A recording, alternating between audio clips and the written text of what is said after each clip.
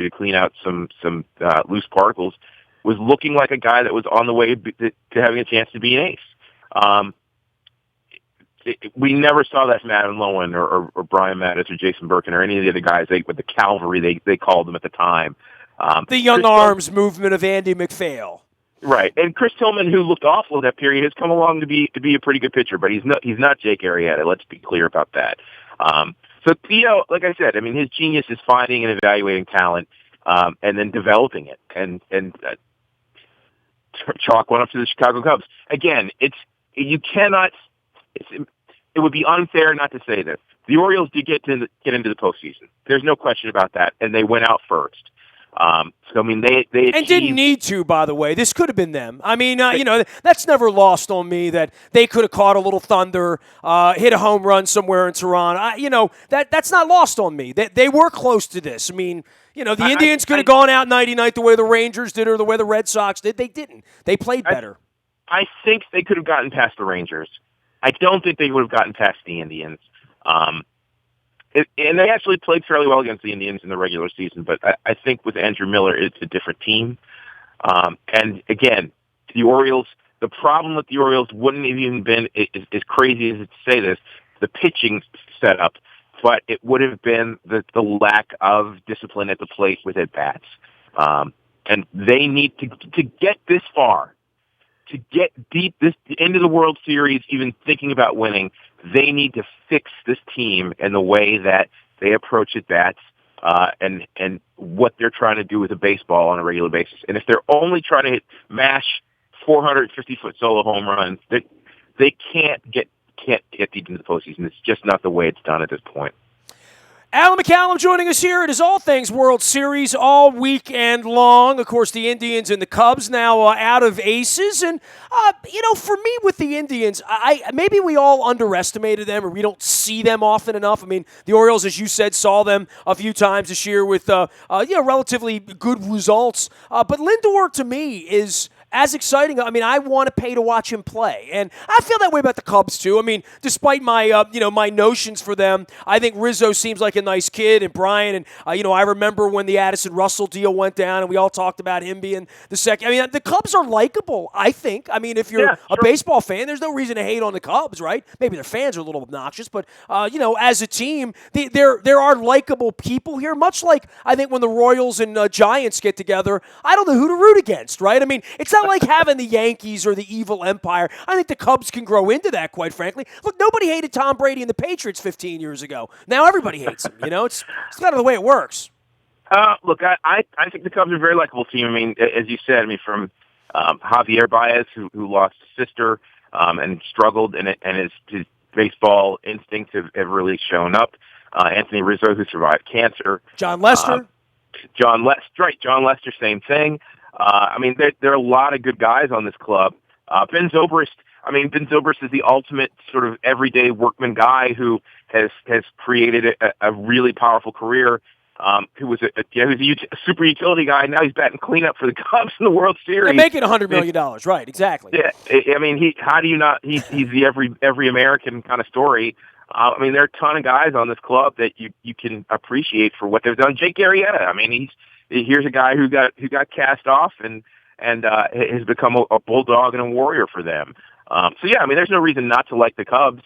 I'm not in love with Chris Bryant. I think all the stuff about being brought up when he was, not being brought up, I think was a little overblown. So I wouldn't say he's my favorite personality on the club, but he's certainly an incredible talent. And for the Cleveland Indians, you're right. I think Francisco Lindor is one of those sort of ultimate baseball instinct guys. Or he's sort of a Robbie Alomar type player who is always in the right spot on the field, plays a great shortstop.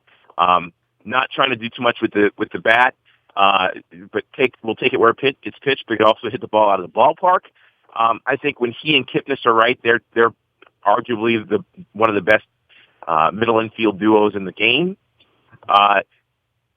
Michael Brantley, who's probably their best hitter, isn't playing right now. It's crazy, isn't it? This is us. This is us without Markakis a couple years ago, kind of, sort of, right? Yeah, except Brantley's better than Markakis, right? Having them go deeper, and there's a lot of really good stories in this series. There really are. And then again, just taking it back to Theo Epstein and Terry Francona being survivors of the Great Purge of 2011 in Boston. I mean, there's nothing really not to like about the series, right down to these two rabid fan bases that are hoping to have their thirst quenched when it's all said and done. Yeah, Jack Nicholson made a movie. It's called As Good as It Gets, right? I mean, this is pretty good. I mean, it really is. I mean, you could say Red Sox being there would be more venerable and all that, but, I like that someone's going to have a parade next week, and I won't hate the fact that they're having a parade, even though I hope it's not the Cubs.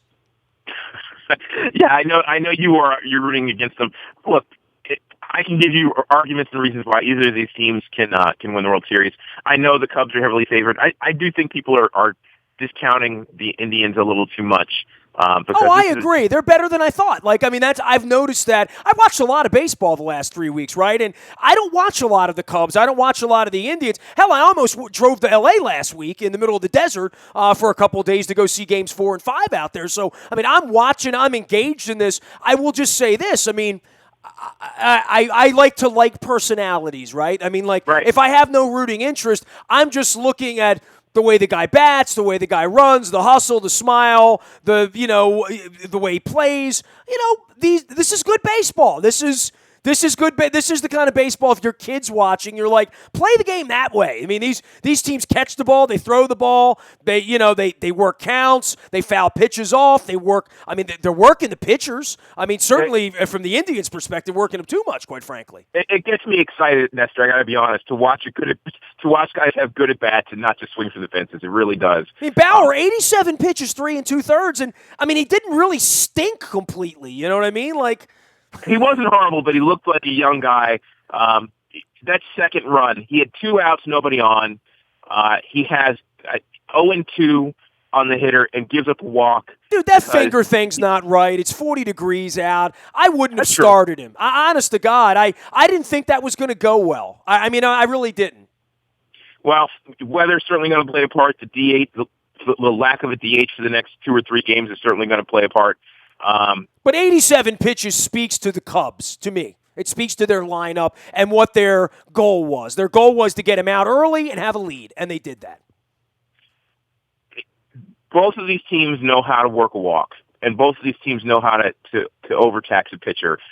And then it comes down to the bullpen. And if it comes down to the bullpen, I do think the Indians have an advantage with the way they can set up. And look, one of the most impressive games we've ever seen in the postseason was the Trevor Bauer game in Toronto, where he goes out after basically creating an ocean of blood on the mound, and it becomes a bullpen game, and they shut down the Toronto Blue Jays. That is one of the most impressive things I've ever seen. Now, one of the advantages in the first 2 games for both clubs who had to sit for a while, particularly the Indians, they had their pitchers sit for about 6 days, is that they've gotten everybody work. They got Andrew Miller and Cody Allen in game 1, and then they got to throw a few guys out there last night. So Shaw stunk, right? He couldn't find home plate. But I think a lot of that was rust, and I think if they man, you can't come into a game down 3-0 and go walking dudes with the bases loaded. In the World Series, go have a seat. For me, I wouldn't bring him back out. I thought that was he's the one that really let the game get away. He hadn't pitched in a week, and I think there's something to be said for that. So I don't think you can throw him out when it's all said and done. But what I would like to see is. It would not. Let me put it this way: it wouldn't surprise me if when he goes back out there, he's got his stuff again. Because after 7 days of sitting, you get an opportunity to go out there and you get yourself settled. Maybe he'll find himself again. Alan McCallum can be reached at on the interweb as well as at Alan@WNST.net. He'll be watching the games all weekend. Luke and I will be tweeting all weekend. I'm headed to New York. We're going to be watching the Terps in Indiana on Saturday afternoon. It should be fun. If you're following out on social media, Nasty@WNST.net finds me. Facebook, LinkedIn, Snapchat, Instagram, Twitter, streaming live on Facebook Live as well as on our YouTube channel. And anything you miss all weekend long, you can find in the Buy a Toyota Audio Vault 24 hours a day as we go into this bye weekend, watching the Steelers and the Redskins play on Sunday morning. And we will be at Buffalo Wild Wings on Monday night in Owings Mills for the best seat in the house competition as well. Morning Newspaper reaches you via Planet Fitness at 7 a.m. each and every morning. And our WNST tech service will keep you abreast of any breaking news. It's all brought to you by Coons Ford of Security Boulevard. And Dennis is here every Thursday driving you home with the SSV on WNST. I am Nestor. This is WNST.net, AM 1570, and WNST Towson, Baltimore. And we never stop talking Baltimore sports.